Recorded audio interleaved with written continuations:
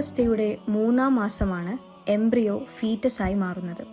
ഇത് ദ്രുതഗതിയിലുള്ള വളർച്ചയുടെയും വികാസത്തിൻ്റെയും കാലഘട്ടമാണ്. മുഖം വ്യക്തമാവുന്നതും കൈകാലുകൾ, അവയവങ്ങൾ, എല്ലുകൾ, പേശികൾ എന്നിവയൊക്കെ വികസിക്കുന്നതും ഈ സമയത്താണ്. 12-ാം ആഴ്ചയുടെ അവസാനത്തോടെ ഫീറ്റസിൻ്റെ സെക്സ് വേർതിരിക്കപ്പെടുന്നു. എങ്കിലും അൾട്രാസൗണ്ട് സ്കാനിങ്ങിലൂടെയോ മറ്റോ തിരിച്ചറിയും വിധം വ്യക്തമാവുകയില്ല. 9-ാമത്തെ ആഴ്ചയിൽ പല്ലുകളും രുചിമുകുളങ്ങളും രൂപം കൊള്ളാൻ തുടങ്ങുന്നു. ഫീറ്റസിൽ പേശികൾ ഉണ്ടാകുന്നതിൻ്റെ ഫലമായി അത് മനുഷ്യരൂപത്തോട് കൂടുതൽ സാദൃശ്യപ്പെടുന്നുവെങ്കിലും തല നീളത്തിൻ്റെ 50% തന്നെയാണ് കാണപ്പെടുക. ഡോപ്ലർ അൾട്രാസൗണ്ട് വഴി ഹൃദയമിടിപ്പ് കേൾക്കാനും സാധിക്കാം. 10-ാമത്തെ ആഴ്ചയിൽ വിരലുകൾക്കിടയിൽ വെബിംഗ് മാറി വിരലുകൾ വ്യക്തമാവുകയും കൈകൾ, പാദങ്ങൾ, ചെവികൾ എന്നിവയും ജനനേന്ദ്രിയങ്ങളുടെ എക്സ്റ്റേണൽ സ്ട്രക്ചറുകളും രൂപപ്പെടാൻ തുടങ്ങുന്നു. 11-ാമത്തെ ആഴ്ചയോടെ കൈകളും വായയും തുറക്കുന്നതും അടയ്ക്കുന്നതും പോലെയുള്ള ചലനങ്ങൾ തുടങ്ങുകയായി. 12-ാമത്തെ ആഴ്ചയോടെ രക്തചംക്രമണം, ദഹന, മൂത്രാശയ സംവിധാനങ്ങളും പ്രവർത്തിക്കാൻ ആരംഭിക്കുന്നു. കരൾ പിത്തരസം ഉൽപ്പാദിപ്പിക്കുന്നു. 3-ാം മാസത്തിൻ്റെ അവസാനത്തോടെ ഫീറ്റസിന് 2.5 മുതൽ 3 ഇഞ്ച് വരെ നീളമുണ്ടാകും.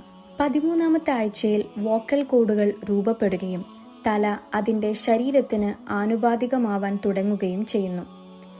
14-ാമത്തെ ആഴ്ചയിൽ രോമങ്ങൾ വളരാൻ തുടങ്ങുന്നു. ബാഹ്യ ലൈംഗിക അവയവങ്ങൾ പൂർണ്ണമായി വികസിക്കുകയും വിരലടയാളങ്ങൾ രൂപപ്പെടാൻ തുടങ്ങുകയും ചെയ്യുന്നു. 15-ാമത്തെ ആഴ്ചയോടെ ശ്വാസകോശം വികസിക്കാൻ തുടങ്ങുന്നു. 16-ാമത്തെ ആഴ്ചയോടെ ശബ്ദം കേൾക്കാൻ തുടങ്ങുകയും വെളിച്ചത്തോട് പ്രതികരിക്കുകയും ചെയ്യുന്നു. ഇപ്പോൾ ഫീറ്റസിന് ഏകദേശം 5 ഇഞ്ച് നീളവും 4 ഔൺസ് ഭാരവും ഉണ്ടാകും. 17-ാമത്തെ ആഴ്ചയോടെ തൊലി വേർണിക്സ് കൊണ്ട് മൂടപ്പെടുന്നു. 18-ാമത്തെ ആഴ്ചയോടെ ലെനുഗോ എന്ന രോമങ്ങൾ കൊണ്ടുകൂടി പൊതിയപ്പെടുന്നതോടെ ഫീറ്റസിൻ്റെ ഊഷ്മാവ് നിലനിർത്തപ്പെടുകയും നല്ല സംരക്ഷണം ലഭിക്കുകയും ചെയ്യുന്നു. 19-ാമത്തെ ആഴ്ചയോടെ അതിന് സവിശേഷമായ ഫിംഗർ പ്രിന്റുകൾ രൂപപ്പെടുകയായി. പരിശുദ്ധ ഖുർആൻ പറയുന്നത് കാണുക: മനുഷ്യൻ വിചാരിക്കുന്നുണ്ടോ നാം അവൻ്റെ എല്ലുകളെ ഒരുമിച്ച് കൂട്ടുകയില്ലെന്ന്? അതെ, നാം അവൻ്റെ വിരൽത്തുമ്പുകളെ പോലും ശരിപ്പെടുത്താൻ കഴിവുള്ളവനായിരിക്കെ. ഗർഭാവസ്ഥയുടെ 6-ാം മാസത്തിൽ അതിൻ്റെ കൺപോളകൾ വേർപെടാൻ തുടങ്ങുന്നു.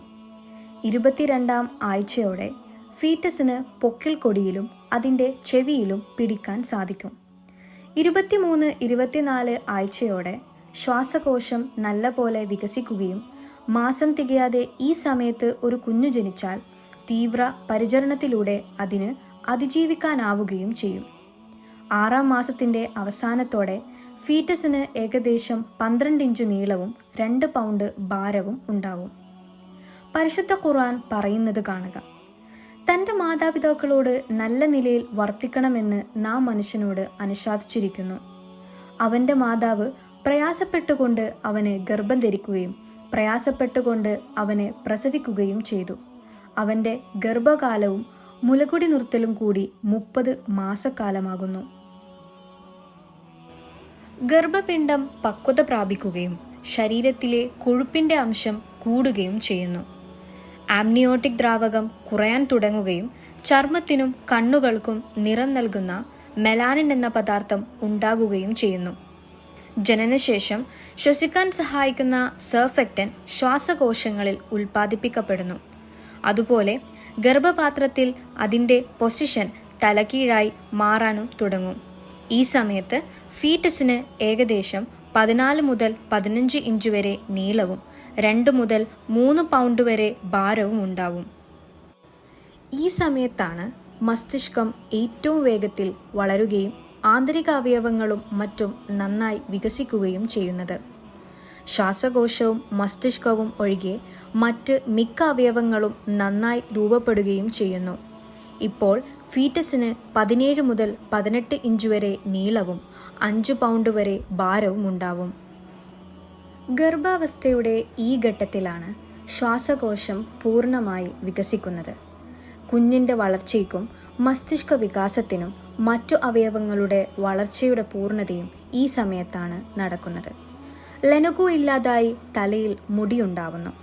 ആഴ്ചയിൽ 0.5 പൗണ്ടോളം തൂക്കവർദ്ധനവ് ഈ ഘട്ടത്തിൽ ഉണ്ടാവാം. തലയോടൊഴികെ ബാക്കി അസ്ഥികൾ ഉറപ്പുള്ളതാവുന്നു. പ്രസവ സമയത്ത് ബർത്ത് കനാലിലൂടെ പുറത്തേക്കു വരാൻ തലയോട് മൃദുവായിരിക്കേണ്ടതുണ്ടല്ലോ. ഒരു കുഞ്ഞിന് ജന്മം നൽകുവാനായി അതിൻ്റെ അമ്മയുടെ ശരീരത്തിൽ എന്തെന്ത് സംവിധാനങ്ങളാണ് ജഗന്നിയന്താവ് ചെയ്തു വച്ചിരിക്കുന്നത്. ഭ്രൂണത്തിനാവശ്യമായ ഭക്ഷണം, ജലം, ഓക്സിജൻ തുടങ്ങിയവയെല്ലാം മാതാവിൻ്റെ ശരീരത്തിൽ നിന്നും കുഞ്ഞിലേക്കെത്തിക്കുന്ന പ്ലാസൻ്റയും പൊക്കിൾക്കൊടിയും. കുഞ്ഞിന് അപകടകരമായ വസ്തുക്കൾ അതിലൂടെ കടത്തിവിടാതെ ആവശ്യമുള്ളവ മാത്രം അവ ഭ്രൂണത്തിലേക്കെത്തിക്കുന്നു. പ്രസവത്തോടെ പ്ലാസൻ്റ പുറത്തു പോവുകയും അമ്മയുടെ മാറിടങ്ങൾ മുലപ്പാൽ ചുരത്താൻ ആരംഭിക്കുകയും ചെയ്യുകയായി. കുഞ്ഞിൻ്റെ വളർച്ചയുടെ വിവിധ ഘട്ടങ്ങളനുസരിച്ച് മുലപ്പാലിൻ്റെ ഘടകങ്ങളിലും വ്യത്യാസം വന്നുകൊണ്ടിരിക്കും. മാതാവിനും കുഞ്ഞിനും ശാരീരികവും മാനസികവുമായ ഗുണങ്ങളേറെ പ്രദാനം ചെയ്യുന്നുണ്ട് മുലയൂട്ടൽ എന്ന പ്രക്രിയ. മാതാക്കൾ കുഞ്ഞുങ്ങൾക്ക് 2 വർഷം തികച്ചും മുല കൊടുക്കേണ്ടതാണെന്ന് അനുശാസിക്കുന്നു പരിശുദ്ധ ഖുർആൻ. മാതാക്കൾ തങ്ങളുടെ സന്താനങ്ങൾക്ക് പൂർണ്ണമായ 2 കൊല്ലം മുല കൊടുക്കേണ്ടതാണ്. മുലകുടി പൂർണ്ണമാകണം എന്ന് ഉദ്ദേശിക്കുന്നവർക്കത്രേ ഇത്. അവർക്ക് മര്യാദയനുസരിച്ച് ഭക്ഷണവും വസ്ത്രവും നൽകേണ്ടത് കുട്ടിയുടെ പിതാവിൻ്റെ ബാധ്യതയാകുന്നു.